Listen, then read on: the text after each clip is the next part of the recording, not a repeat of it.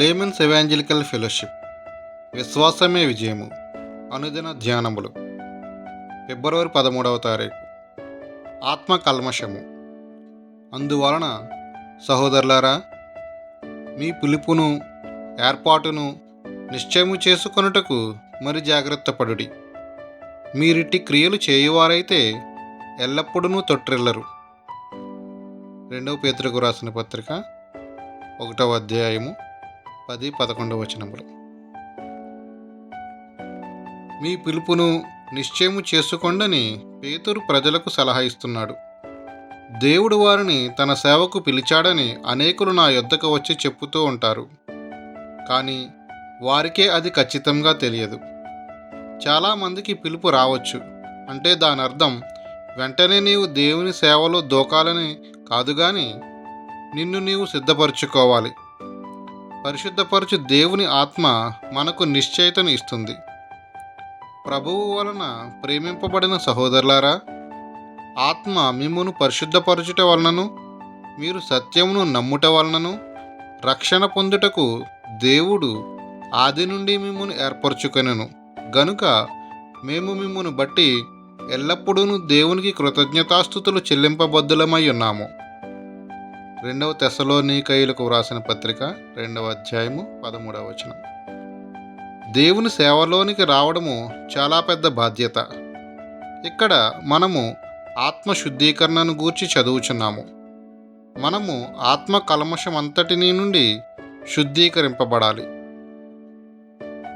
ప్రియులారా, మనకు ఈ వాగ్దానములు ఉన్నవి కనుక దేవుని భయముతో పరిశుద్ధతను సంపూర్తి చేసుకొనుచు శరీరమునకును ఆత్మకును కలిగిన సమస్త కల్మషము నుండి మనలను పవిత్రముగా చేసుకొందము. 2 కొరింథీ 7:11 అని పరిశుద్ధ పౌలు చెప్పుచున్నాడు. ఆత్మకును కల్మషము ఉంటుంది. నీవు జాగ్రత్తగా కాచుకోకపోతే ఇతరుల నుండి ఆత్మీయ కల్మషము నీలోనికి వస్తుంది. మనము జీవించే చెడ్డ సమాజము సులువుగా ఈ కల్మషమును మనకు అందజేయును. కొన్ని గృహాలు పాపముతో నింపబడి ఉంటాయి. వాటిలో హెచ్చుగా ఆత్మీయ కల్మషము ఉంటుంది. వ్యభిచార మనసు కలిగి అలాంటి తలంపులతో నిండియున్న ఒక మనిషితో నీవు మాట్లాడినప్పుడు నీకు ఆత్మీయ కల్మషం కలుగుతుంది. కానీ నీవు అలాంటి వారిని రక్షించాలనుకుంటే నిన్ను నీవు సిద్ధపరచుకో. అప్పుడు వారి నుండి వచ్చు చెడు కిరణాల కంటే ఎంతో బలమైన ఆత్మీయ కిరణాలు నీలో నుండి ప్రసరించబడతాయి.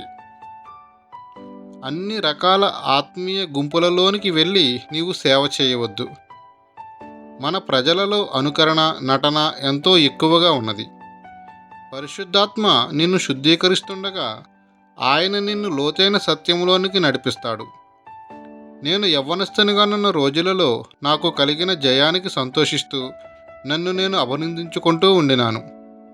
ఆయన మూలముగానే నేను పడిపోకుండా నిలిచియున్నానని పరిశుద్ధాత్ముడు నన్ను హెచ్చరించి చెప్పాడు.